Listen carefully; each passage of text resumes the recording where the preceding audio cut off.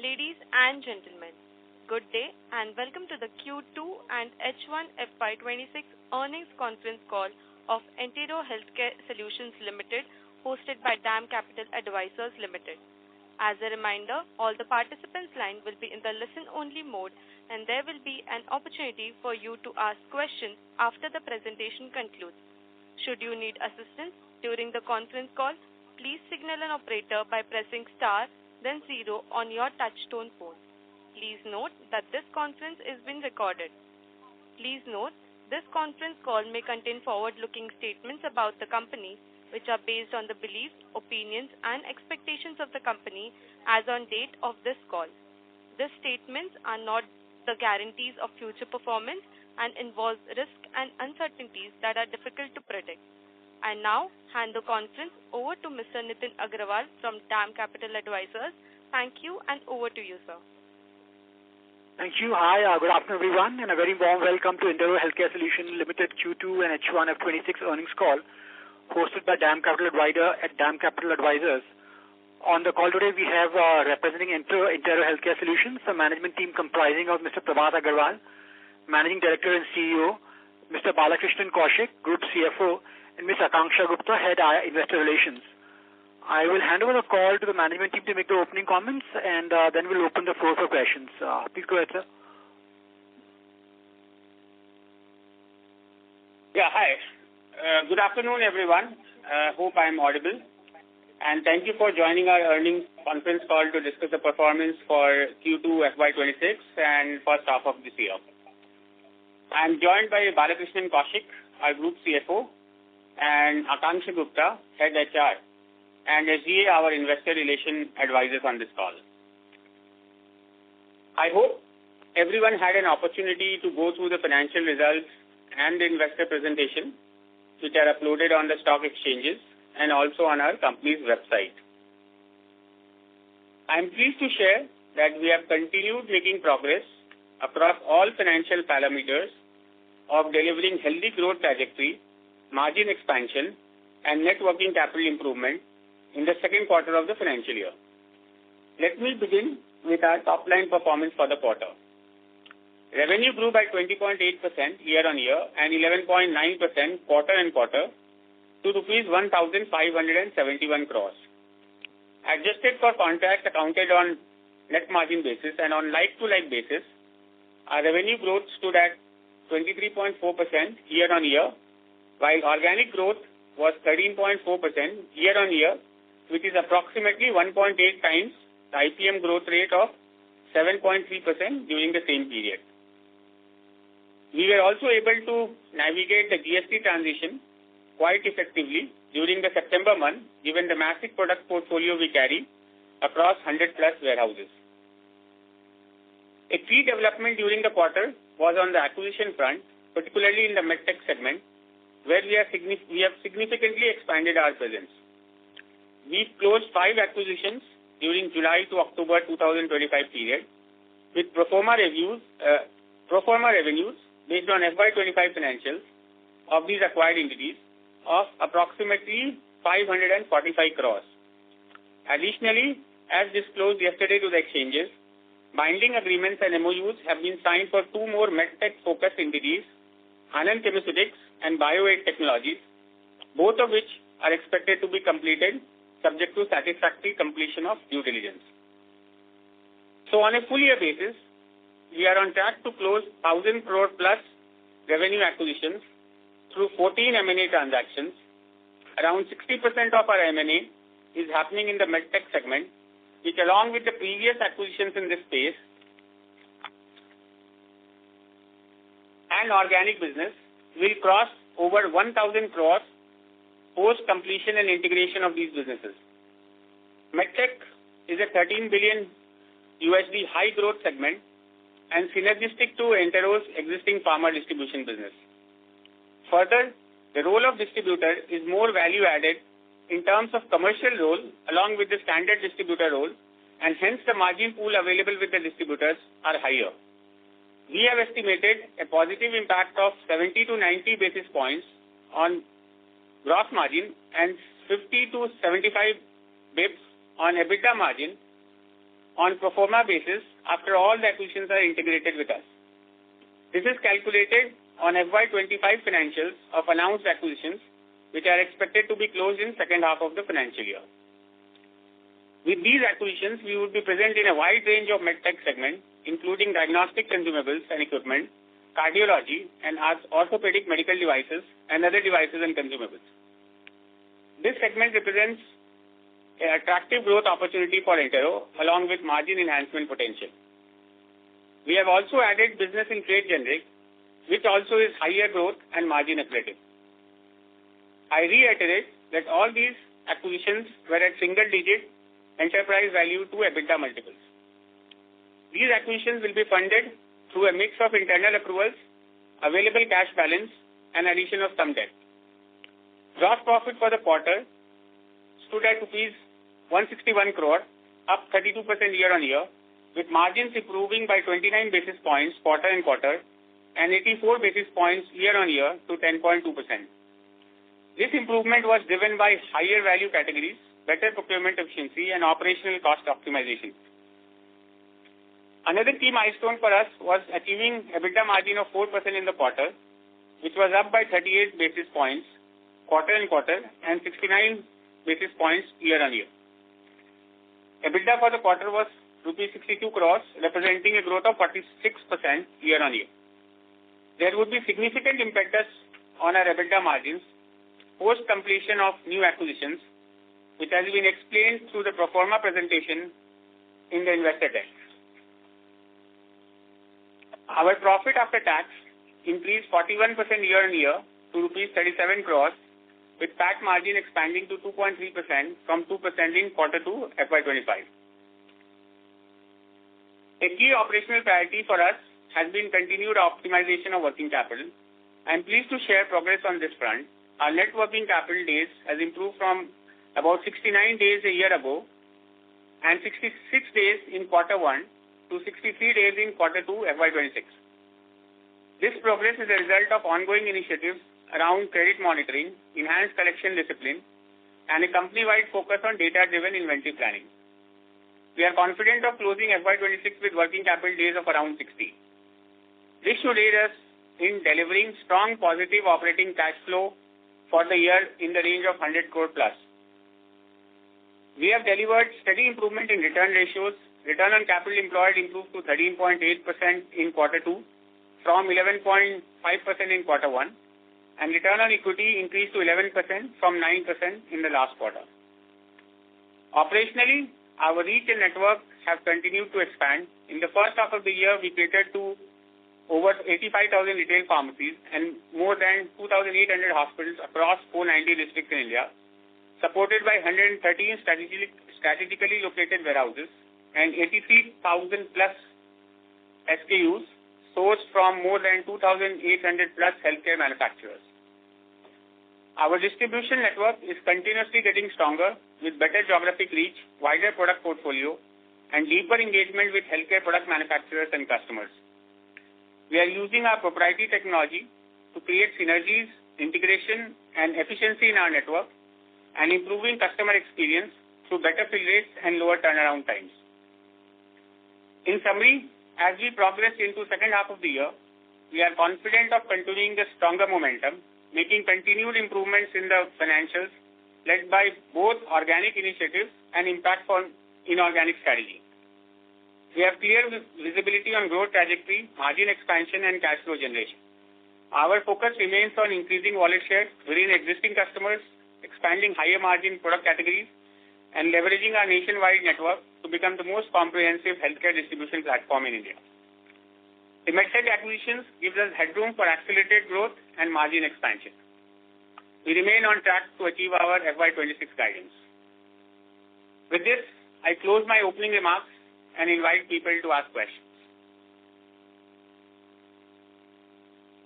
Thank you very much, sir. We will now begin the question and answer session. Anyone who wishes to ask a question may press star and 1 on their touch-tone telephone. If you wish to withdraw yourself from the question queue, you may press star and 2. Participants are requested to use handsets while asking a question. Ladies and gentlemen, we will wait for a moment while the question queue assembles.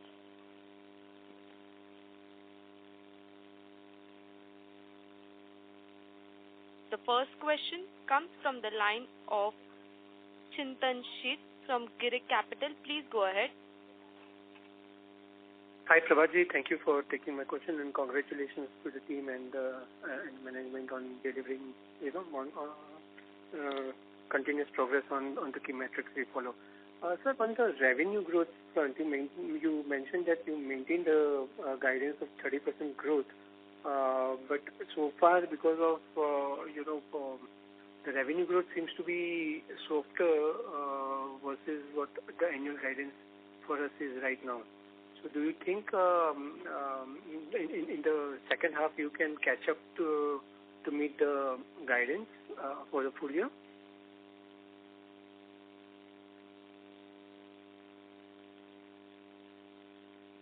Ladies and gentlemen, the management line is disconnected. Please wait while I reconnect the management.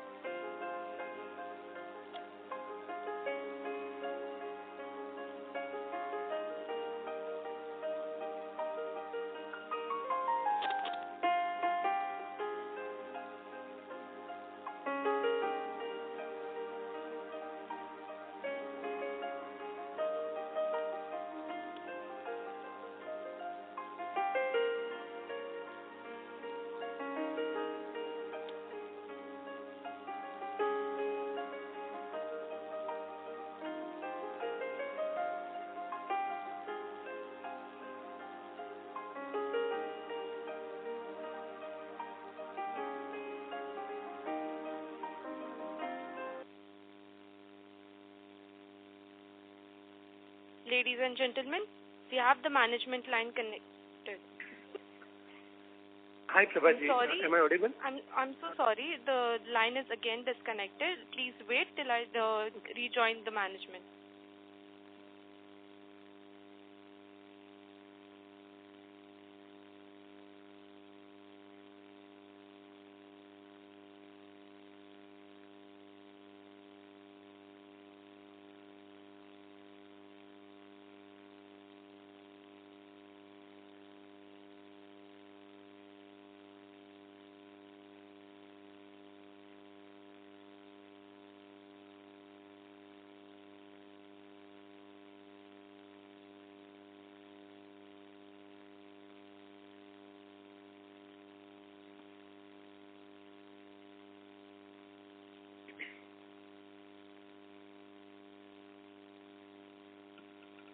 Ladies and gentlemen, we have the management lines reconnected.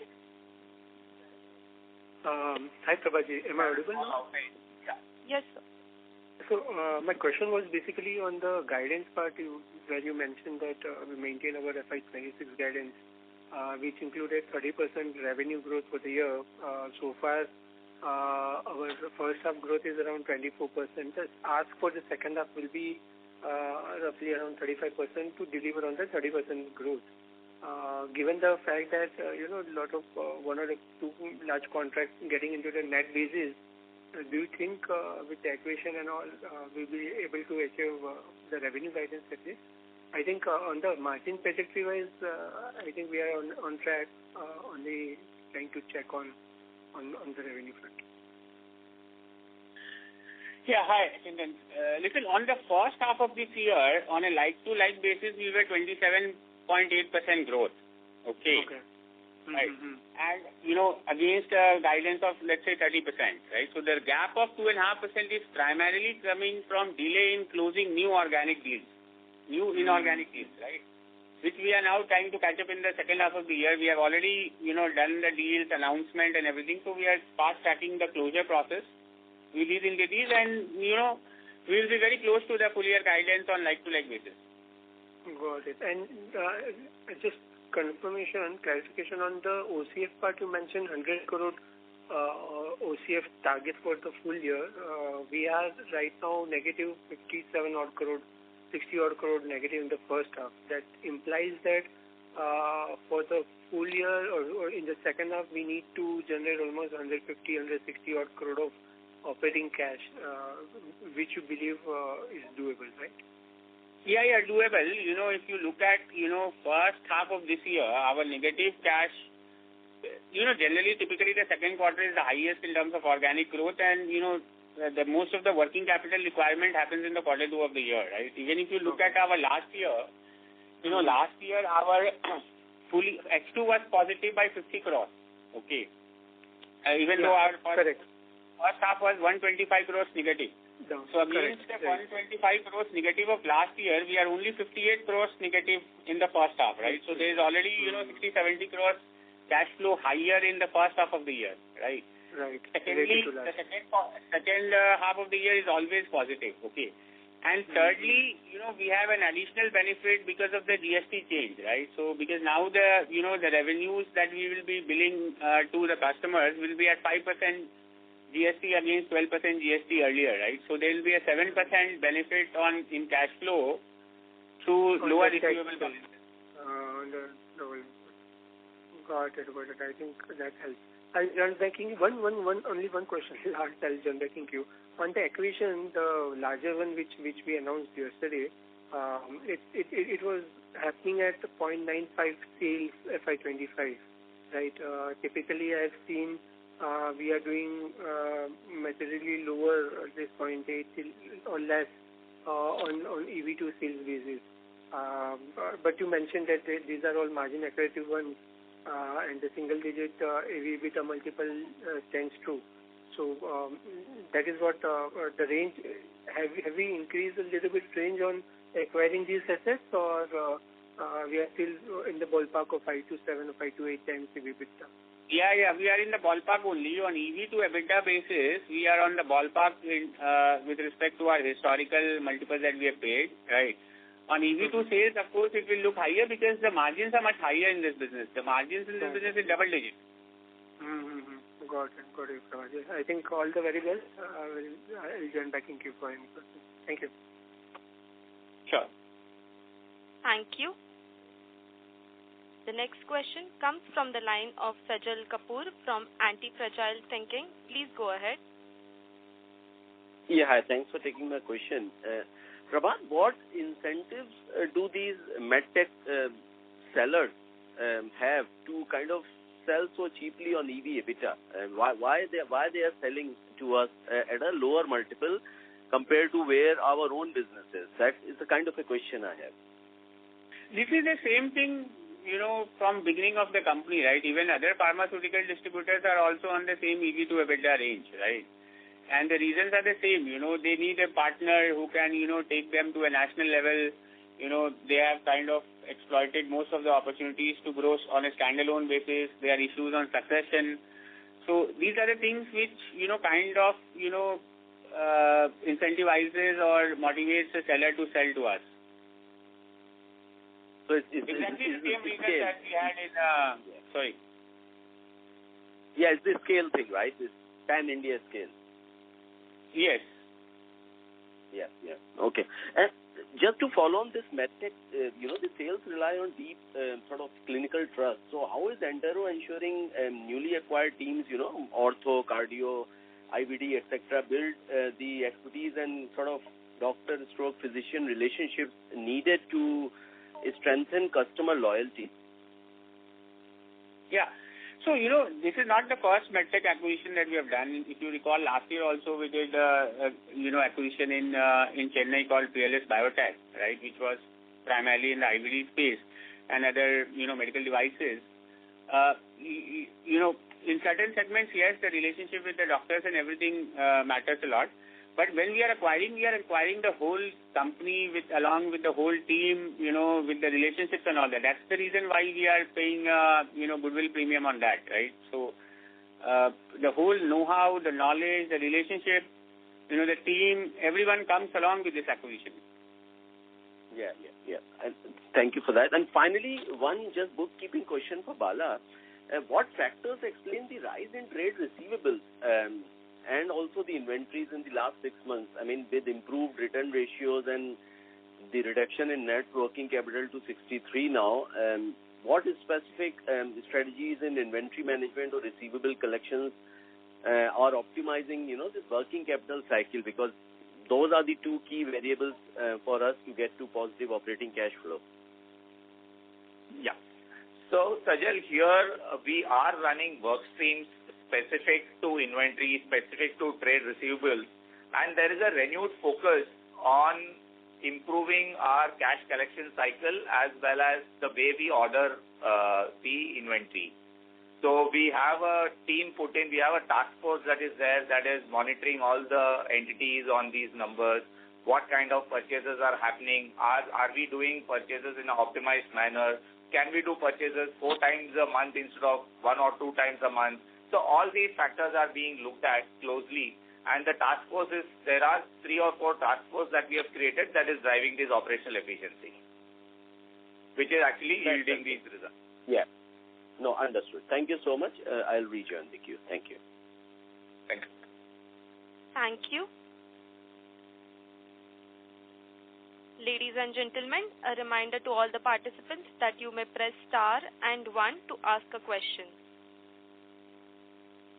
The next question comes from the line of Bhargav from Ambit Asset Management. Please go ahead. Yeah, good afternoon, team, and thank you very much for the opportunity. Sir, my first question is it possible to share the revenue that we do from MedTech, given that in the recent acquisitions that we are doing, a large part of revenue is coming in from MedTech. And we said in the PPT that we want to reach close to 1,000 crores. So is it possible to share the current revenue we do from MedTech? So, including all these acquisitions, we will be, if you look at, I have talked about 1,000 crores on MedTech, right? And if you look at my graph, 61% of that 1,000 crores is coming from MedTech. So 600 crores is what is coming through acquisitions. 400 crores we already have. So 400 crores plus this new acquisition of 600 will take us above 1,000 crores.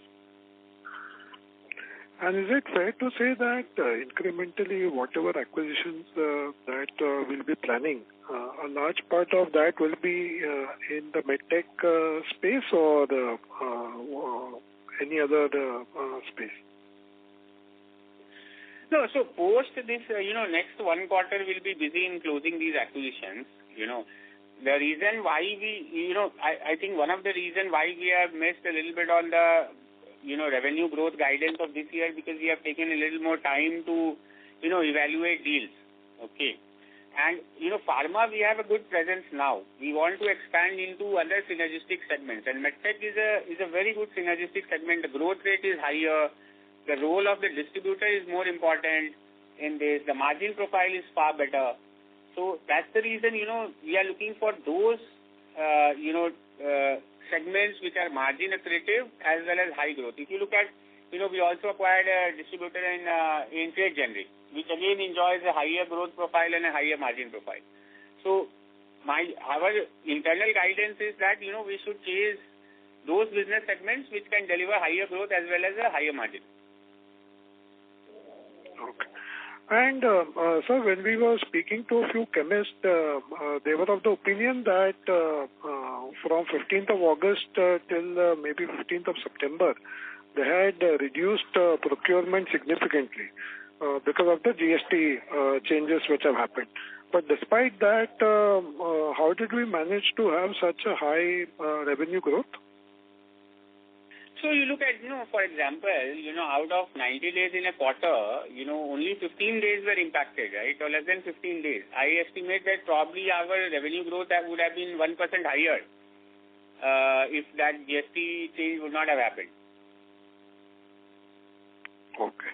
And did the GST transition also impact cash flow? Meaning, had the GST transition not happened, would we have been CFO positive in the first half itself?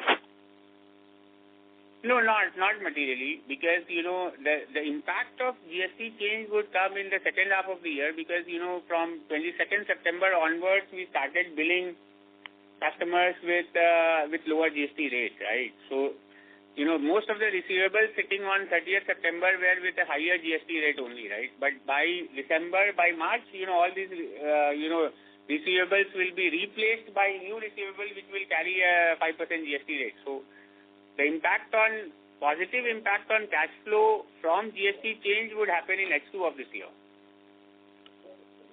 Okay, so effectively because of the GST change, the receivable itself will fall by close to about 13%. Will fall by 7%. Difference between 12% Sorry, and 5%. 7%. Sorry, 7%, yes. Okay, sir. Thank you very much and all the very best. Thank you. Thank you. The next question comes from the line of Yashvardhan Agrawal from IIFL Capital Service Limited. Please go ahead. Yeah, hi. Am I audible? Yeah. Go ahead. Hello. Yes. Yeah, hi, sir. Thanks for this opportunity. Yeah, hi, sir. Thanks for this opportunity. So, a couple of clarification needed. So, sir, if I look at the slide number 6, so it is mentioned that we are on track to meet 1,000 crores of revenue from acquisition. So, but sir, it is also mentioned in the same line that it depends upon the deals that we are going to close in FY26. But sir, in the earlier guidance, 1,000 crores of revenue should have come from the acquisitions that we did in last year, the 290 crores that we had spent. So, could you please clarify on that? Yeah, so the deals that we closed last year will anyway come this year, right? I mean, the full year impact would anyway come this year, right? For this 1,000 crores, we are talking about the deals that we are closing this year. The full 1,000 crores of these new deals will not appear in our revenues for this year. The full year revenues will appear next year. So for this year, the revenue growth is driven by three things. One is organic growth. The second is the full year impact of last year deal close, and the partial impact of deals closed during the year. Okay, got it, sir. So this 1,000 crores is incremental from the acquisition that we are going to do in this year. Is that assumption right? Sorry? This 1,000 crores that you have mentioned in the PPT is going to be driven by the deals that we are going to do in FY26. Yes. And exclusive of the done that we had done in last year. Okay. Yeah, last year we had done close to 1,000 crores. Yeah. Got it, sir. Pretty much clear. And sir, on the similar lines, in first half we had spent around 80 crores in acquisition. So what amount would be spending in the second half to achieve these 1,000 crores? Upwards of 400 crores. Upwards of 400 crores. Yeah. Okay. And sir, how do we intend to finance it?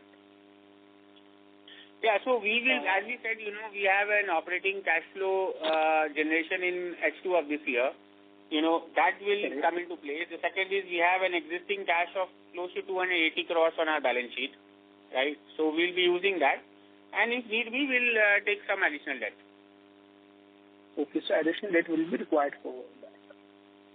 Yeah, depends on, how much cash flow generation happens in H2 of this year, plus, the cash that we have available on this balance sheet. If there is some shortfall, we'll raise through that.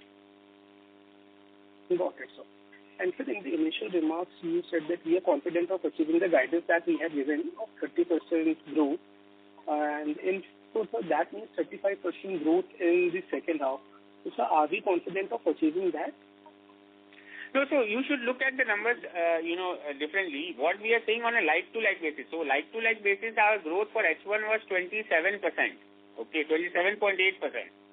We changed the revenue recognition method at the beginning of this year that, that impacted our growth by 2-3%. So, adding back that growth rate on like-to-like basis is 27.8% for this year. So, if you do the math, on the second half of the year, the revenue growth has to be 31% to achieve a 30% overall growth for the year, right? So, depending on, how close we are able to, bring in the revenues of these new acquisitions in the books, we should be close to our guidance. Got it, sir. And so my last question is on the medtech revenue. So the acquisitions that we are currently doing in this year, in many of them we are not acquiring 100% of a stake. So out of the 1,000 crores that we are expecting, what share of the revenue would belong to us and of the profit on the same? The revenue, so 100% we will consolidate the 100% books of these acquired entities, right? So line by line consolidation would happen. Okay. But our blended ownership on these deals is around 63%. Okay, sir. So 63% of we also have the call option to acquire the rest. So, we can exercise the call option in future years to acquire the rest of the, over a period of 2 to 5 years. Okay, we have a call option. And so that would be at the similar levels of valuation that we have acquired currently, right? Yes, yes. Okay, sir. That's it from my side, so thank you and good luck.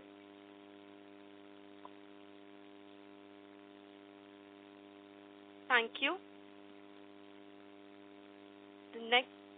A reminder to all the participants that you may press star and 1 to ask a question.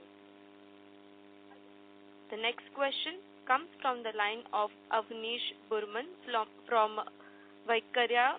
Please go ahead. Yeah, hi.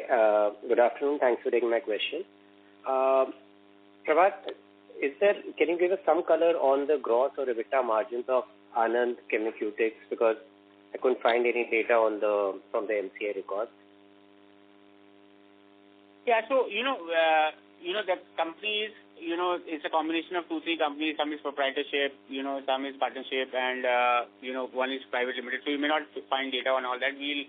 We'll integrate into one entity before we take over, right? But gross margins are, mid-single digits and, mid-double digits, sorry. And EBITDA margins in upwards of 10%. Okay.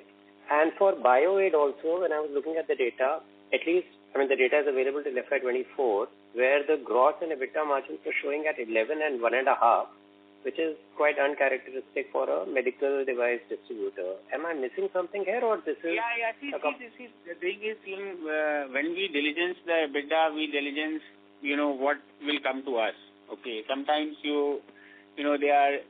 draw much higher salaries in the company to reduce the profitability, right? So we add back all those things because we agree a new remuneration and everything payouts with them when we take over. So again, a double-digit margin acquisition. Okay, so when you talk about valuation, that is on the adjusted EBITDA, the EBITDA that you would realize after the takeover takes place. Yes. We make all the adjustments, the new rentals for the premises, the new remuneration that we will pay for, any other compliance cost we will have to incur because the other guy was not doing in the same way that we want to do. So all these adjustments we do and calculate the adjusted EBITDA going forward. Based on that, we pay the multiple. Understood. And one thing on the GST, you said that the receivables will come down. But when you talk about your net working capital and receivable days, you anyways adjust for the GST. So in terms of receivable days, that number will stay irrespective of whether the GST is at 12% or 7%. Am I right? The days will not change because of this. Only the absolute value or the cash flow will change. Understood. Last question from my side. The 1,000 crore of inorganic revenues that you mentioned on the slide, in your opening remarks, you said that this 1,000 crore is coming from 14 deals, whereas in the slide it says the number of deals to be 7. So is that 14 or 7? Sorry. It's my error. My 7, not 14. Understood. Thanks. I'll get back in. Thank you. The next question comes from the line of Sudarshan from ASK NDPMS. Please go ahead. Yes. Thank you for taking my question and congrats on this set of numbers. So you are not very audible. Sorry. Sudarshan, can you be a little louder, please? Am I audible now? Yeah. Am I audible now? Yeah, that's better. Yeah. So my question is, understand this month of September, we saw some impact on GST, the rates coming down. So you mentioned, if I'm correct, the growth could have been higher if the GST wouldn't have happened. Would it be possible that, because we've already seen that October month is better, primarily because of that on the IPM, that part of the sales which otherwise, wasn't filled would primarily get filled probably in the ensuing months? That is one. The second question that I would also like to understand is, we are now seeing the GLP-1 category, gaining fair amount of momentum. And given that, you have a fair wide portfolio in that sense, how do we see us capitalizing on the GLP-1 opportunities?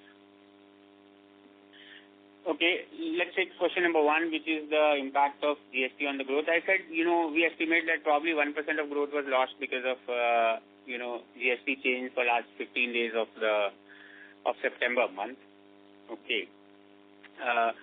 Secondly, you asked about GLP-1, right? So GLP-1, we are engaging with all the GLP-1, drug manufacturers. We are working closely with Eli Lilly. We are working with Wegovy, So we have a decent representation in GLP-1 category because these are only 2 drugs available right now. Next year, when semaglutide goes off patent, then we will, we'll have lot many more manufacturers coming into play. And like any, portfolio, we will have GLP drugs in our portfolio also. I believe our share in the GLP drugs is little higher than our overall market share because, there are only 2, drug companies and we have a nationwide reach and these drugs are high value, not available so easily. So our market share probably is higher in these drugs compared to other drugs. Sure. And do we see this, opportunity that is getting created to be somewhat like an additional source of, revenue growth for us? I don't have an estimate of how much, depends on how much this growth will impact the overall IPM because our growth is more linked towards overall IPM growth. If this drug impacts the overall IPM growth significantly, yes. But, on GLP-1, it's more, direct to patient, this thing. So, we are selling online also this drug, offline also to retailers and, through our retailers to the patients as well.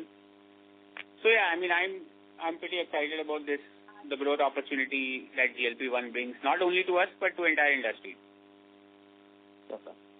So, on the strategy side, we have been making a fair amount of acquisition on the MedTech, and you talked about this 1,000 crores with the acquisition.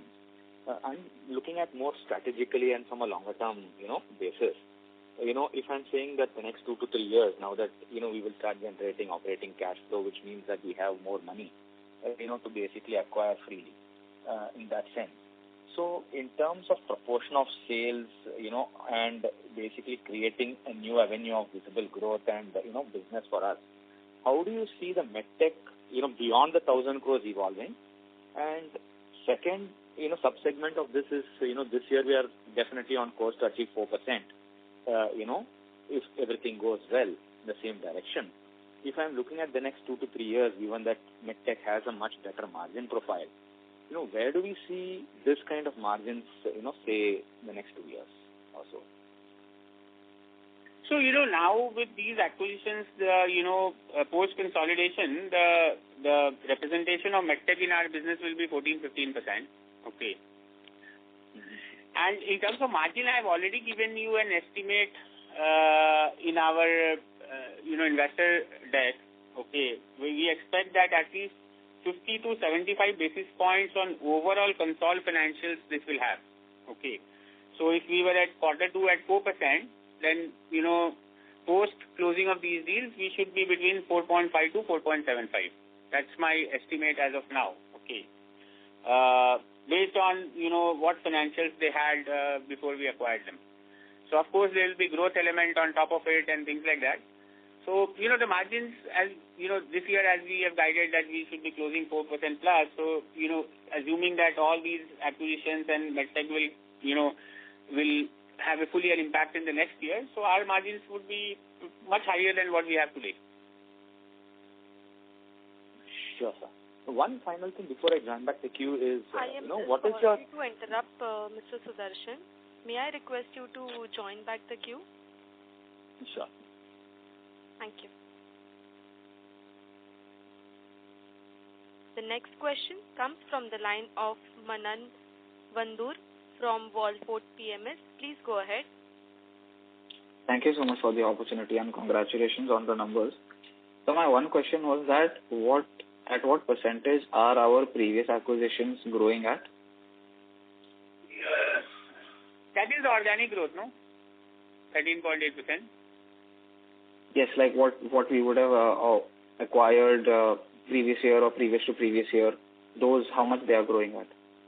How much they grew at in this quarter? Organic growth is like to like, so which were there in last year also and and this year also. That's how we calculate organic growth. Correct. So how much that would be, sir? Was 13.4% for the quarter and 13.8% for the first half.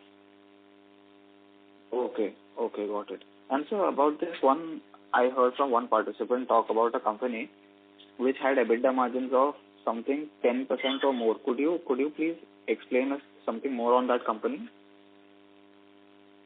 So most of the medtech medtech distributors are enjoying 10% plus EBITDA margins, right? So and this is very synergistic to our existing business. So that's the reason we are building our portfolio in medtech much more going forward. Okay, so our current margins of 4% are because of some other business that we have is less margin business, correct? Yes. There's a stark difference between the margin profile of a medtech distributor versus a pharma distributor. Correct. Got it. That's it from my side. Thank you so much. But pharma kind of brings a lot of volume, so it's important to be present in both. Okay, so how are we looking forward to in this sense, like going forward? How much are we planning of getting from this medtech side so that our margin keeps on improving, in the future? How are we looking at that, sir? Yeah, that's the reason why we allocated 60% of our, M&A to medtech this year, right? Last year we had allocated almost 25%. So, continuously we are increasing the weightage of medtech in our overall business portfolio to drive up our margins. And also it's the segment itself is growing higher. There's a lot more things that you can do with medtech because medtech, is again a very, very fragmented industry from the supplier point of view also, right? So we are engaging with a lot of companies that want to come to India, open up their business in India, and we give them a platform to do that with us.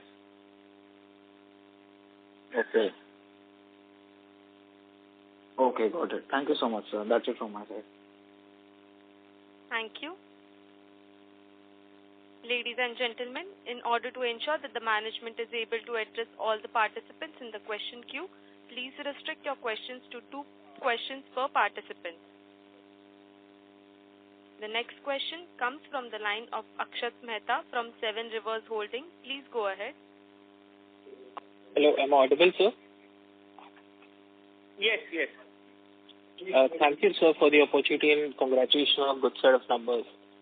So one question that I had a clarification on is that, this 20% growth that we've got in the current year, the main reason for it not being, closer to 27-28% is only the delay in acquisitions, right? Or is there some other impact that we're missing out on? No, primarily delay in closing deals, because when we had given 30% revenue guidance, growth guidance for this year, there were three components of it. One was, organic growth. The second was calendarization impact for last year acquisitions in this year, and the third was new deal. So first two is in line. The third one, there is a delay. Delay in the sense that we should have closed more deals in H1 than in H2, because that has a full year impact on, impact on the overall full year revenue growth. So what we had, if you look at the presentation that I've done, almost 80% of deals are getting closed in H2, and only 20% of deals got closed in H1. So that imbalance of 20 and 80 is creating that, lower than guided revenue growth in first half of the year. My second question is on, I just want to understand why has there been a large increase in other expenses and interest costs during the quarter?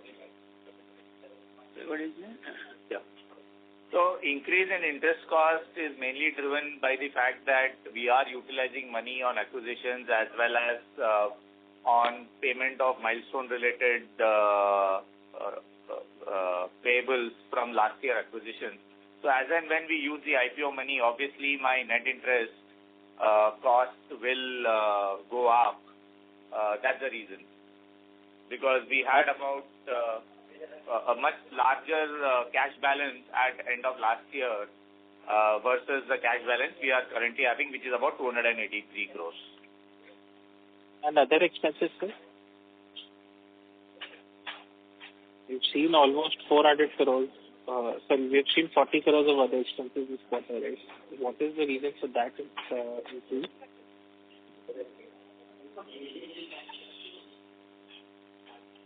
Yeah. So there are a couple of things there. There was a reclassification that was done between the revenue and the expenses on certain commission expenses because of the nature of those commission expenses. Plus, we also have some amount of ECL provisions that we've taken during H1. So, based on the model that we do for expected credit losses, we've also taken about around 3 crore of ECL in H1. Okay, sir. Thank you. The next question comes from the line of Divya Agrawal from PCOM Family Office. Please go ahead. Yeah, hi sir. Thanks for taking my question. So firstly, I recently visited the warehouse of Galaxy Star, and I was surprised to find that the automation used there was minimal. So to operate Entero, A, at such a large scale, and B, across location, with so many present and future acquisitions planned, one might assume things that the systems would be far more automated. So what are the gaps in automation, and how are you working to address this with speed and accuracy? So, to operate in 113 warehouses in the country and having 100,000 customers and 80,000 plus stock keeping units, you can't function without having a very good systems, right? So from when we started Entero itself, at that time only we started building our own enterprise resource planning system. So our ERP is our own, self-developed, That's the reason why we are able to integrate our systems with WhatsApp, with messaging, with Amazon, with various other customers, right? Because the source code belongs to us. We can do customization. We can, integrate with anyone, right? So we have invested quite a bit of money and time and resources from beginning of the company is developing our own in-house systems, right? ERP systems. We have also developed our own customer interface system, which is Entero Direct app, on which the customer places orders. That app is integrated with our own ERP. So it helps the customers to, kind of see our inventory, place orders. Once they place the orders, the orders are immediately invoiced. So the turnaround time is much lower. The fill rate is much higher to the customers. That's the technology intervention that we have done since beginning of the year, beginning of our journey, has helped a lot in this, the way we have expanded our network across so many parts of the country, right? We have a clear visibility of what inventory is lying. We have invested a lot in master data management, where we have standardized, because in India, just so many SKUs are there, similar sounding names in medicine, so, unless you have your own master data management mapped to individuals. See, whenever we are buying a local distributor, first thing we are doing is mapping his, product codes to our centralized product code. So, we can have a clear visibility of the same product lying in so many warehouses where we can exchange between each other, move inventory from one where the demand is more than the supply to, from where we have lower demand than supply, right? So, all these things, efficiencies, integration, synergies are happening only through the tech investments and, team that we have built over many years. Right. So just to emphasize on this, so what are the particular gaps that are you currently facing? If there are any, can you highlight them? There's no major gap, but, tech is one field which is continuously evolving. You keep building new features, you keep improvising. Like, for example, now we are building a app called Health Edge app. In Health Edge app, there is a lot more engagement that we can have with the customers. The, loyalty programs can be run through, integration with Paytm, through cashback offers and things like that. So continuously, new features are getting developed which will enhance the customer experience, our engagement with the customers. So it's a continuously evolving process. Technology is something that you can't develop once and sit tight. You have to be on your toes all the time to be ahead of the market. Right, got your point. And secondly, sir, on the Suprabhat disinvestment, so what was the reason for that? The company was, I guess, still profitable. And I am sorry to interrupt, Mr. Dev, but may you please fall back in the queue for your more questions?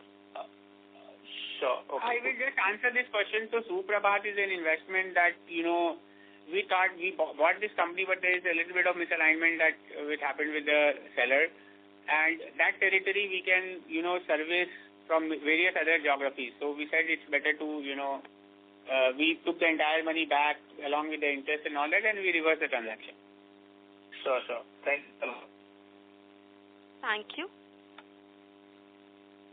The next question comes from the line of Shiv Kumar Prajapati from Ambit Investment Advisors. Please go ahead. Hi, sir. Thanks for my question and congratulations on great set of numbers. My first question is the IPM growth for the October month is somewhere over 11%. So is it safe to assume that Entero might have clocked over 30% of the growth in October month? Shiv, we are getting a little bit of background. Can you repeat your question, please? Sir, am I audible now? Yeah, this is better. Yeah, hi. So, sir, my question was that in October month, the IPM growth was around 11.7%. So, is it safe to assume that Entero might have clocked more than 30% growth in this month, given some sort of pent-up demand as well? No. I don't think so. The growth is that high. Okay. Understood. Our growth in October, but I can tell you that delta growth is not that high for the industry. Understood, sir. Okay. And sir, on this cash flow, so already you have mentioned that we would turn cash positive, cash flow from operations would turn positive for us by the end of this year. But is it possible that we can see the same in the first 9 months? I mean, we have already completed 2 months, but by the end of 9 months, would we see cash flows positive? So what we have guided is, that full year basis, we should be 100 crore plus in operating cash flow, positive balance. Like right. How much of that will happen in quarter 3 and quarter 4, it's difficult for me to give estimate because there are a lot of ongoing initiatives going on in terms of working capital optimization and things like that, right? So, but I can tell you for full year, we will be positive. And if we have to be on full year basis that much of positive, and given the fact that we were negative in the first half of the year, that means third and fourth quarter has to be significantly positive. Understood, sir. And sir, my last question would be if you can help me with some data points. So we are already handling more than 85,000 plus of SKUs. So what would be the total estimated SKUs in the pharma industry, and if you can provide revenue split by tier 1, tier 2 and beyond, if that is possible for you to share? So in pharma industry, probably SKU could be more than 150,000. Understood. Okay. Nobody has an exact count. Mm-hmm. And sir, what about revenue split by tier wise? Tier 1, I mean, we have not given that split. Maybe our team will work it out and give it to you. Okay, sir. All right, sir. Thank you so much and best of luck. Sure. Thank you. Ladies and gentlemen, that was the last question for today's conference call. I would now like to hand the conference over to management for closing comments. Over to you, sir. Well, thank you everyone for joining this call. We are firmly on track to, the momentum is much higher. We have, done and selected some quite attractive medtech opportunities. We will continue to work on that, and, the second half momentum is going to be better than the first half. Well, thank you so much for joining the call. Thank you, sir. On the behalf of DAM Capital Advisors Limited, that concludes this conference. Thank you for joining us, and you may now disconnect your lines.